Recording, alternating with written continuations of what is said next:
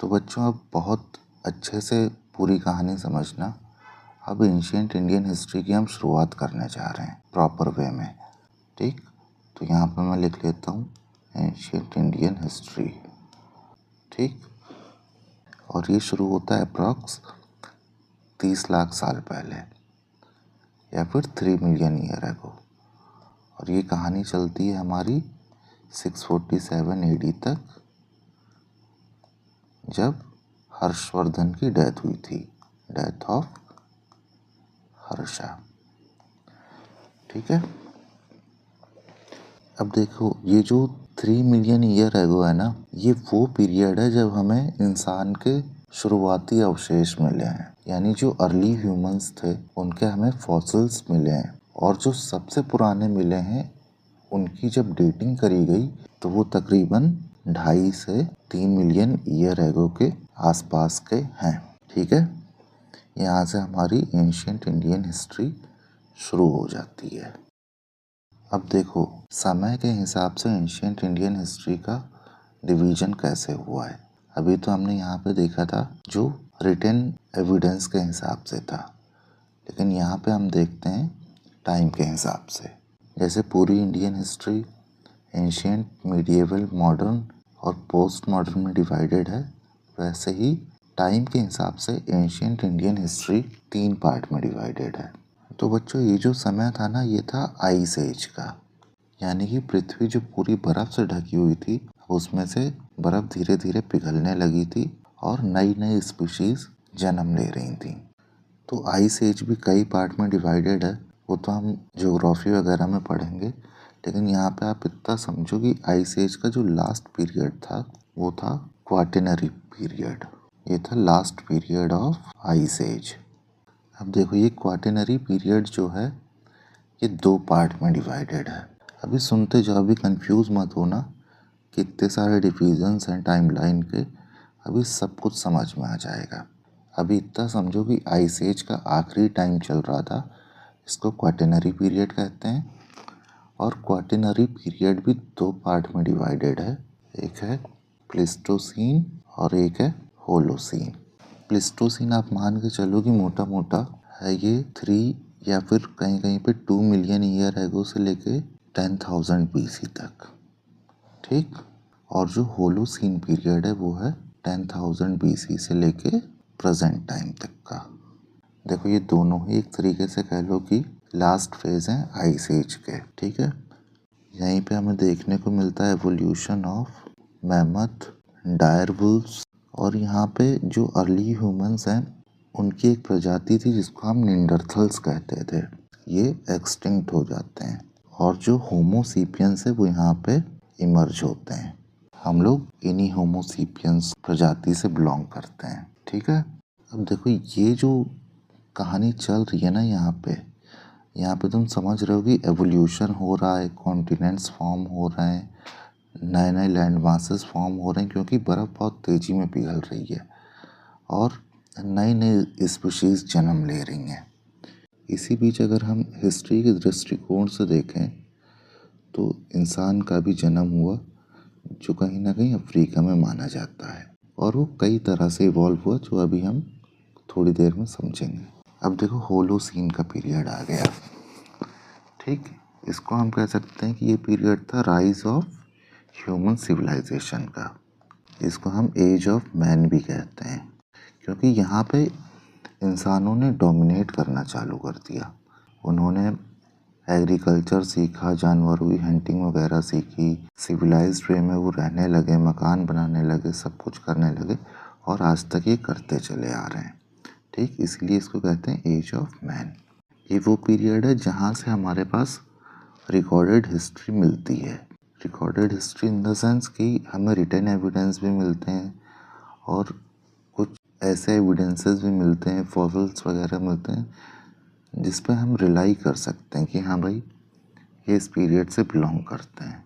ठीक, अब देखो एक चीज़ समझो, ये प्लेस्टोसीन और होलोसीन का जो पीरियड चल रहा है ना, ये इस टाइम पे तुम एक बात समझ गए कि इंसान आ चुका है, वो अपनी कलाकारियाँ करना शुरू कर चुका है। ठीक है, और वो कलाकारियाँ किस चीज़ की मदद से करता था? वो करता था स्टोन की मदद से। स्टोन उसके जीवन का एक बहुत ही इम्पोर्टेंट हिस्सा था जो उसको सरवाइव करने में हेल्प करता था। इसीलिए इसको हम स्टोन एज कहते हैं, इस पीरियड को, प्लेस्टोसीन के पीरियड को। ठीक है, क्योंकि जैसे ही 10,000 BC आया तो फिर उसने और भी तरह के मेटल्स और भी अलग अलग तरह की टेक्निक ईजाद करी और भी तरह के टूल्स, जैसे हड्डियों के टूल्स बनाने लगा, लकड़ियों के टूल्स बनाने लगा। तो वो सब 10,000 BC के बाद हुआ।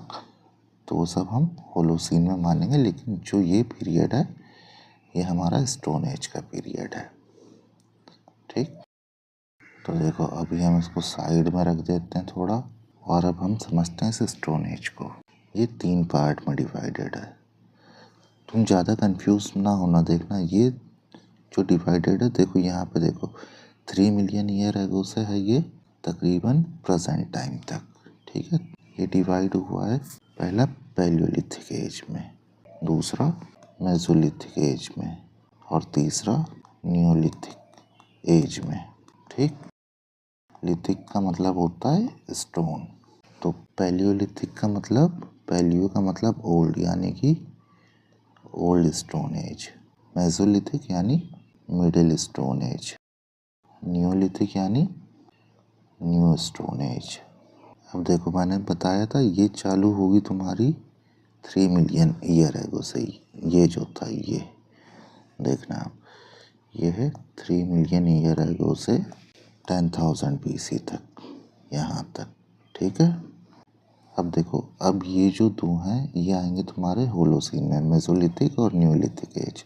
तो ये तुम्हारा हो गया 10,000 BC से तकरीबन 8 या 7,500 BC तक माना जाता है। और ये हो गया न्यूलिथिक, तुम्हारा हो गया 8,000 BC से तकरीबन 1,500 BC तक। ठीक, 1,500 BC तक इसलिए माना जाता है क्योंकि इसके बाद इंसान कुछ अलग ही लेवल पे एडवांस हो गया। उसने मेटल्स की डिस्कवरी कर ली, आयरन वगैरह की खोज कर ली, और वो अलग ही दुनिया में निकल गया। ठीक है ना। अब देखो जो ओल्ड स्टोन एज है ये भी 3 पार्ट में डिवाइडेड है। पहला है तुम्हारा लोअर पैलियोलिथिक एज, फिर है middle paleolithic age, upper paleolithic age. इसको तुम कह सकते हो तकरीबन 3 मिलियन ईयर एगो से लेके 0.1 मिलियन ईयर एगो तक, यानी कि 30 लाख से लेके 1 लाख साल तक। ठीक, BC है ये, 30 लाख BC से लेके 1 लाख BC तक। और ये आएगा तुम्हारा 1 लाख BC यानी 0.1 मिलियन ईयर एगो से लेके 40,000 BC तक, 40,000 ईयर्स एगो। ठीक, और ये है तुम्हारा 40,000 से लेके 10,000 BC तक। ठीक है, अब देखो अपने नोट्स में कुछ इम्पोर्टेंट चीज़ें और नोट डाउन कर लो, मैं लिख रहा हूँ। ये जो टाइम था ना ओल्ड स्टोन एज का, यहाँ पे लार्ज स्टोन टूल्स थे, बड़े बड़े पत्थरों का यूज़ करते थे आदि मानव। यहाँ पे मेसोलिथिक में टूल्स का साइज थोड़ा छोटा हो गया। जैसे देखा है ना, पहले इतने बड़े बड़े डब्बे जैसे कंप्यूटर चलते थे, आज के टाइम पे बिल्कुल स्लिम एंड ट्रिम, बिल्कुल थिन स्क्रीन के आ गए। CPU तो गायब ही हो चुका है। जो नियोलिथिक पीरियड है यहाँ पे एग्रीकल्चर की शुरुआत हो चुकी थी, एग्रीकल्चर की और सेटल्ड लाइफ की। मतलब इंसान यहाँ वहाँ नहीं भटकते थे, वो एक ही जगह मकान बनाने लग गए थे, रहने लग गए थे। देखो जो लोअर पैलियोलिथिक था वहाँ पे क्या हुआ, फायर की डिस्कवरी हो चुकी थी, और ये किसने करी थी, होमो इरेक्टस ने, याद रखना। और मिडिल पैलियोलिथिक में क्या हुआ था कि जैसे जैसे ह्यूमंस इवॉल्व कर रहे थे वो होमो इरेक्टस से होमो सेपियंस में इवॉल्व कर चुके थे। ठीक, और इन्होंने माइग्रेशन करा आउट ऑफ अफ्रीका, अफ्रीका के बाहर निकल गए तकरीबन 70,000 साल पहले। ठीक है ना बेटा, इतनी चीज़ आई होप तुम सबको क्लियर होगी। देखो ये साफ सुथरे नोट्स हैं, चाहो तो इनको देख के अपने नोट्स बना लो, या फिर PDF से प्रिंट करवा लेना। PDF की लिंक डिस्क्रिप्शन में तुम्हें मिल जाएगी। लेकिन सबसे अच्छा तरीका यही है कि भाई तुम अपने नोट्स खुद बनाओ। अब देखो इस स्टोन एज में हमें UPSC के अकॉर्डिंग क्या क्या पढ़ना होगा। हमें 4 चीज़ें पढ़नी होंगी। पहला, इन समय पे कैसा क्लाइमेट चल रहा था। दूसरा, उनके सेटलमेंट कैसे थे, यानी कि घर वगैरह रहते वहते कैसे थे वो। तीसरा, उनका ऑक्यूपेशन क्या था, यानी कि वो एग्रीकल्चर करते थे या केवल हंटिंग वगैरह करते थे या ट्रेडिंग भी करने लग गए थे। चौथा, उनके किस टाइप के टूल्स वगैरह थे। ठीक है, तो हमें ये 4 चीज़ें पढ़नी रहेंगी UPSC के पर्सपेक्टिव से।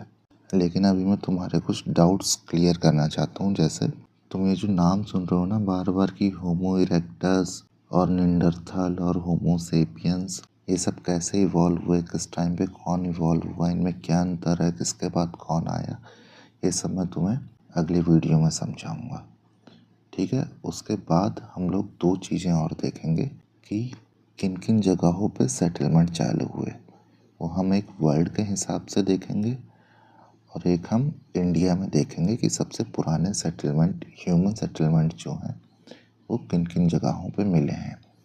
उसके बाद फिर हम UPSC के पर्सपेक्टिव से पैलियोलिथिक एज, मेसोलिथिक एज और न्यूलिथिक एज को पढ़ेंगे। ठीक है, तो मैं बार बार कह रहा हूँ इतने नोट्स बना लो, अपने हाथों से बना लो और इस टाइमलाइन को, इस पीरियड को बार बार रिवाइज करते रहो, देखते रहो। बार बार एक पेज उठाओ, बार बार नोट डाउन करो कि अच्छा इस टाइम पे इसका ये डिवीज़न है, स्टोन एज इतने पार्ट में बटा हुआ है, फिर पैलियोलिथिक इतने पार्ट में बटा हुआ है, इनका ये टाइम पीरियड है। इतना कर लोगे तो जो हिस्ट्री का जो शुरुआती कन्फ्यूज़न है जिससे बच्चे खौफ खाते हैं, उससे तुम उभर जाओगे और हिस्ट्री तुम्हें बहुत इंटरेस्टिंग लगने लगेगी। पूरा खेल कहाँ गड़बड़ा जाता है, जब हम ये नहीं समझ पाते कि ये शुरुआत कहाँ से हुई है।